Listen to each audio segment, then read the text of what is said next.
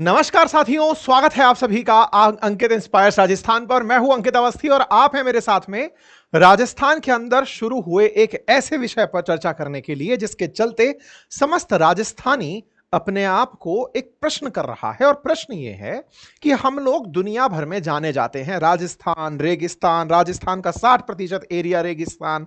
अब ऐसे में हमारे यहां पर करोड़ों रुपए का निवेश आ रहा है, तो हम लोग अपनी इमेज को या तो रेगिस्तान तक सीमित रखें या फिर आबादिस्तान तक, क्योंकि हम इतने आबाद जो हो रहे हैं, इतना सारा धन जो कमा रहे हैं। और इन सब के बावजूद भी अल्टीमेटली जहां रेगिस्तान शब्द है वो हमारा पीछा नहीं छोड़ेगा। क्यों नहीं छोड़ेगा? क्योंकि हम पर्यावरण परिवर्तन के नाम पर एक पेड़ मां के नाम लगाने का वचन तो लेते हैं, लेकिन सैकड़ों की संख्या में किसी कंपनी के दबाव में पेड़ों को उखाड़ देते हैं। आज चर्चा है राजस्थान के अंदर एक ऐसे ज्वलंत मुद्दे की जो पूरे देश के अंदर चर्चा का विषय बना है। चर्चा का विषय यह है कि जहां एक और राजस्थान का थार डेजर्ट भारत के अंदर अपनी एक ज्योग्राफिकल पहचान रखता है। आपको याद होना चाहिए कि राजस्थान देश का सबसे बड़ा राज्य है क्षेत्रफल के आधार पर, और उसके सबसे बड़े हिस्से में रेगिस्तान है, जैसे आप थार डेजर्ट के नाम से जानते हैं, जो राजस्थान से क्रॉस होते हुए पाकिस्तान तक जाता है। और ऐसे में भारत के अंदर स्थित यह डेजर्ट अपने आप में एक विशिष्टता लिए हुए है, क्योंकि यहां पर रेत के धोरे हैं, उड़ती हुई रेत है। और इस राजस्थान का लगभग 60% हिस्सा रेगिस्तान में है। अरावली से अगर आप उत्तर और दक्षिण की तरफ निकल जाएं, उत्तर पश्चिम की तरफ निकल जाएं, तो लगभग अरावली के उस पार वाला जो हिस्सा वो रेगिस्तान के अंदर काउंट किया जाता है। ये तमाम वो जिले हैं, जैसलमेर, बाड़मेर, जोधपुर, बीकानेर, जो कि रेगिस्तान के लिए हमेशा भारत भर में ऐसे देखे जाते रहे कि अच्छा आप रेगिस्तान से आते हैं। इवन अगर आप किसी को यह बता दें कि आप राजस्थान से हैं, तो वो राजस्थान की जगह ध्यान रखता है, अच्छा रेगिस्तान से हैं, वहां तो ऊंट चलते होंगे, वहां तो गर्मी के कारण लोगों को परेशानी होती होगी। हमारी ये इमेज रेगिस्तान के कारण पूरे देश में विख्यात है। लोग हमें रेगिस्तान के टूरिज्म के नाम पर तो सवाल पूछ लेंगे, लेकिन रेगिस्तान में उत्पन्न हुई अपॉर्चुनिटीज के नाम पर नहीं पूछते। क्यों नहीं पूछते? क्योंकि हम अपने आप को दिखाते ही ऐसे हैं कि साहब देखिए हम तो डेजर्ट वाले लोग हैं।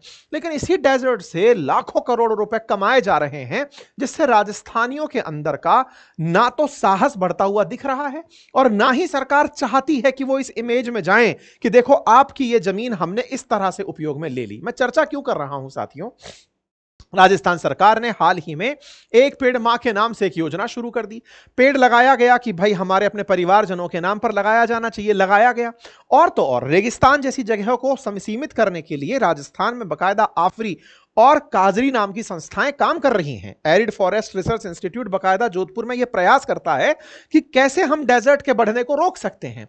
राजस्थान के अंदर ही काजरी नामक जो संस्थान है, सेंट्रल एरिड रिसर्च इंस्टीट्यूट, उसका भी काम यही है कि रेगिस्तान के प्रभाव को कैसे रोका जाए, मार्च पास्ट ऑफ डेजर्ट को कैसे कंट्रोल किया जाए। लेकिन कंट्रोल के नाम पर सरकारों के द्वारा करोड़ों के लालच में उखड़ते हुए इन पेड़ों को आप जेसीबी से देख सकते हैं। ये जो तस्वीर आपके सामने आग लगने की है, ये पेड़ों में लगाई गई आग की है। ये पेड़ कौन सा है? छोटा मोटा नहीं साहब, ये खेजड़ी का वृक्ष है। ये वो वृक्ष है जिसे आप उखड़ता देख रहे हैं, जिसे राजस्थान में राजस्थान के वृक्ष का, राजस्थान के पेड़ का दर्जा प्राप्त है, राज्य वृक्ष का दर्जा प्राप्त है। राज्य वृक्ष का दर्जा क्यों ना हो साथियों? ये वो वृक्ष है जिसके लिए 1730 में राजस्थान के अंदर 363 लोगों ने चिपक कर जान दे दी थी। चिपको आंदोलन तो बहुत बाद शुरू हुआ। राजस्थान में 1730 के अंदर जोधपुर के अंदर खेजड़ली जो आंदोलन जाना जाता है, जिसके ऊपर आज भी मेला भरता है, विश्नोई समाज की महिलाओं, पुरुषों और बच्चों ने पेड़ों की रक्षा के लिए पेड़ों से चिपक कर राजा के आदेश के विरुद्ध जान देना प्रेफर किया, क्योंकि राजस्थान का ये जो वृक्ष है ये 50 डिग्री सेंटीग्रेड तापमान पर भी खड़ा रहता है। यह वो वृक्ष है जिसे गर्मी कितनी भी भीषण हो सहन करने की ईश्वरीय शक्ति इसे प्राप्त है। यह वो वृक्ष है जो कि अपने ऊपर उगने वाली सांगरी के लिए, जिसको जीआई टैग मिला हुआ है, जाना जाता है। यह वो वृक्ष है जिसकी मिट्टी रोकने की क्षमता विशिष्ट है, जिसके चलते रेगिस्तान का प्रसार रुकता है। इस वृक्ष से लोगों का जो जुड़ाव है, रेगिस्तान को बढ़ने से रोकने के लिए इस वृक्ष का जो महात्म्य है, इसे रेगिस्तान में बहुत पूजनीय बना देता है। और इस पूजनीय वृक्ष को आज राज्य सरकार के आदेश पर मैं यही कहूंगा। क्यों? क्योंकि कहीं ना कहीं राज्य सरकार ने जिन कंपनियों से एमओयू किया है वो कंपनी सपाट जगह चाहती हैं, और वो सपाट जगह का अर्थ है वो तो चाहती ही रेगिस्तान है कि हमें तो एकदम साफ कर दो, पेड़ पौधे नहीं चाहिए, ये आपने आफरी जाफरी काफरी जो लगा रखे हैं हमें नहीं चाहिए, अरे डेजर्ट ही तो है, बढ़ने दीजिए, हमें क्या फर्क पड़ रहा है। साथियों, विकास के नाम पर विनाश का जो राजस्थान में खेल चल रहा है, क्योंकि जहां एक और हमें यह पढ़ाया जाता था हमारे रेगिस्तान को कैसे रोका जाए, अरावली के उस पार बढ़ते रेगिस्तान मार्च पास्ट ऑफ डेजर्ट को कैसे रोका जाए, लेकिन आज वही रेगिस्तान देश के लिए बिजली उत्पादन का केंद्र बन गया है, लेकिन साथ ही साथ पर्यावरण के नाम पर उखड़ते पेड़ों की किसी को चिंता नहीं है। ये जो तस्वीरें आपके सामने हैं साथियों, ये शिव की हैं। शिव विधायक हाल ही में आपको ये चारपाई पर जले हुए पेड़ों की राख के पास बैठे हुए और अपनी रात गुजारते हुए दिखाई दिए। सुर्खी बनी कि खेजड़ी के कटाई के विरोध में ग्रामीणों ने आंदोलन किया और रविंदर भाटी ने अधिकारियों को खरी खोटी सुनाई। एक विधायक को, एक जनप्रतिनिधि को सरकार तक अपनी बात पहुंचाने के लिए, अपनी खेजड़ी बचाओ को बढ़ावा देने के लिए निश्चित ही प्रशासन के साथ तो उलझना ही पड़ा होगा, क्योंकि कहीं ना कहीं ये तस्वीरें बयान कर रही हैं कि किसी को जमीन की चाहत थी, उसने वहां उगे हुए उन पेड़ों को ही काट दिया। बड़ा सवाल है कि ये राज्य सरकार, जिस खेजड़ी से हम देश में राजस्थानी इस इज्जत को प्राप्त करते हैं कि हमारे के पेड़ों के बचाने के लिए 363 महिला, पुरुषों और बच्चों ने छपक कर अपनी जान दे दी थी, जिस खेजड़ी के दम पर आज राजस्थानी सांगरी 1500 रुपए किलो बोलता है कि इतने किलो बिकती है, उसका गर्व धारण करता है। जिस खेजड़ी से हम रेगिस्तान को चुनौती दे पाते हैं, उस खेजड़ी को क्यों उखड़ने दे रहे हैं? क्यों हमारे राजस्थान के खेजड़ी वृक्ष मारे जा रहे हैं? यह सवाल विधायक द्वारा भी पूछा जा रहा है, क्षेत्रीय लोगों के द्वारा भी पूछा जा रहा है। कहा जा रहा है कि सोलर प्लांट की कटाई के लिए खेजड़ी की अवैध कटाई की जा रही है। खेजड़ी की अवैध कटाई की न्यूज नई नहीं है साथियों, कई बार पहले भी ऐसा हुआ है कि खेजड़ी के वृक्ष को रातों रात उखाड़ा गया। 565 पेड़ कटने की खबर पहले भी आई थी। बीकानेर के अंदर, लाखसूर के अंदर सोलर प्लांट के द्वारा 565 खेजड़ी के प्लांट काट दिए गए थे। एक ही प्लांट पर जून माह में 807 खेजड़ी के वृक्षों की बलि दे दी गई थी। बड़ा सवाल यही है, हरियाली बनाम हरित ऊर्जा में हम किसे चाहते हैं? साथियों, कहते हैं ग्रीन एनर्जी यानी कि रिन्यूएबल एनर्जी, ऐसी एनर्जी जो कि प्रकृति द्वारा प्राप्त हो, पर्यावरण को नुकसान ना पहुंचाए। ऐसी वो कैसी एनर्जी जो पर्यावरण को नुकसान करके ही उगाई जा रही हो, पैदा की जा रही हो? क्या यह आपके अंदर एक स्पष्टता लाती है?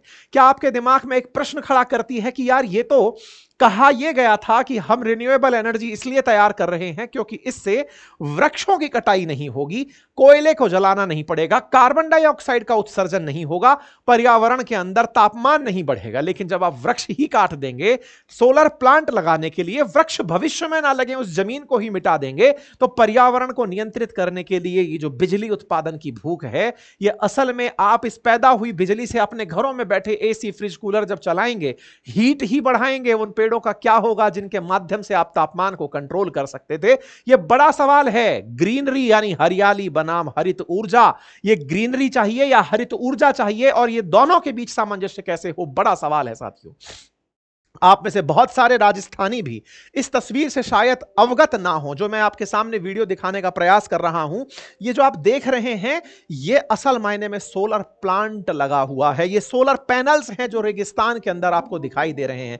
ये जगह है भड़ला सोलर प्लांट की, जो स्थित है जोधपुर में। ये तस्वीर केवल सिंबॉलिक रूप से आपके लिए लाई गई है कि रेगिस्तान में जहां कभी सपाट जगह हुआ करती थी, जिसका कोई यूज संभवतया तात्कालिक रूप से उस समय की सरकारों को नहीं दिखा। और देखिए, ऐसा है कि आप अगर यह कहें कि इस जमीन का भविष्य में कोई उपयोग नहीं हो सकता था, यह अर्ध सत्य है। क्यों? क्योंकि जब इंदिरा गांधी कैनाल आई, गंगानगर, हनुमानगढ़ और बीकानेर जैसे क्षेत्रों में बहुत हरियाली आई।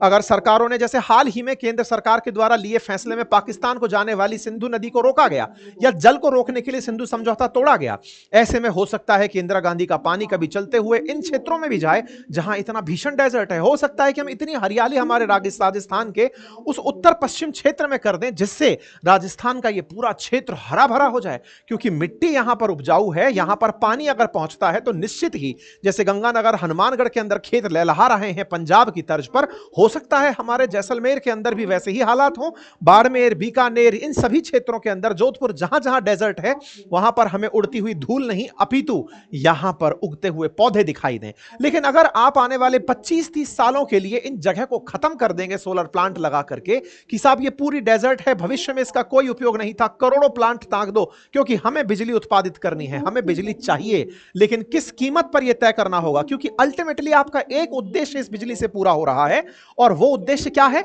आप हरित ऊर्जा पैदा कर रहे हैं, यानी पैदा करते समय प्रदूषण नहीं कर रहे हैं, लेकिन पैदा हुई ऊर्जा तो प्रदूषण करेगी ही, क्योंकि इस ऊर्जा से जब आप कोई भी इलेक्ट्रॉनिक अप्लायंस चलाएंगे उससे हीट निकलेगी, क्योंकि ऊर्जा कंजर्व रहती है।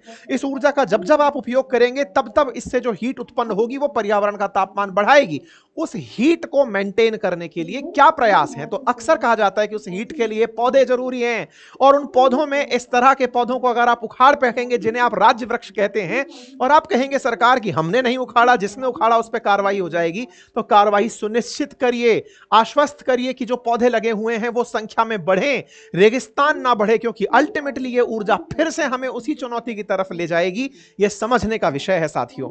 आज हमारे देश के लिए बड़ी चुनौती है कि हम अपने इंपोर्ट बिल्स को कम करें, क्योंकि देश के लिए बड़ी चुनौती 85% ऊर्जा हमें इंपोर्ट करनी पड़ती है, ऑयल के रूप में, गैस के रूप में हमें दूसरे देशों पर निर्भर रहने पड़ता है। आज अमेरिका अगर रूस के नाम पर हमें छेड़ता है तो वो यही है कि इनको पता है कि इनको इतना तेल तो मंगाना पड़ेगा, इसके बिना इनकी पूर्ति नहीं होगी। हमने उसके लिए एक अच्छा सॉल्यूशन निकाला, हमने कहा कि हम बिजली पर शिफ्ट हो जाएंगे। बिजली पैदा करने के लिए नवीनीकृत ऊर्जा के जो साधन हैं, चाहे फिर वो सोलर एनर्जी हो, चाहे वो विंड एनर्जी हो, फिर चाहे हाइड्रो पावर हो, हम उस पर शिफ्ट हो जाएंगे।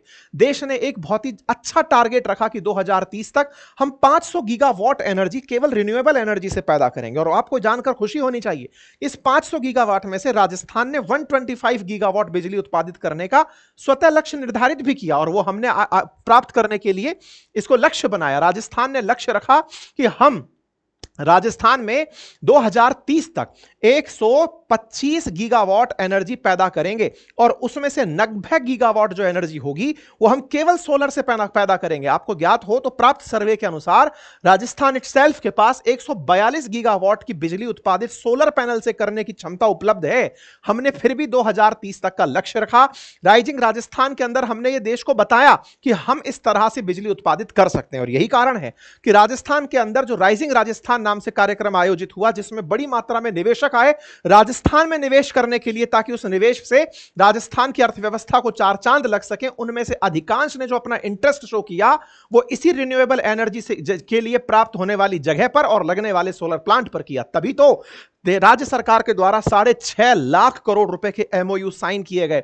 सवाल फिर से बड़ा है, आपने इतना धन लिया जिसके माध्यम से देश में निवेश आएगा, राज्य में निवेश आएगा, क्योंकि यह सरकार के खाते में नहीं, इतने पैसे से इतने सारे उद्योग लगेंगे, तो ये जो पैसा खर्च होगा ये पैसा अल्टीमेटली जाएगा सरकार के पास। सरकार के पास जा रहा है राज्य के व्यक्ति, राज्य सरकार ने उस जमीन को रेगिस्तान बताकर। अब दो बड़े प्रश्न हैं यहां पर।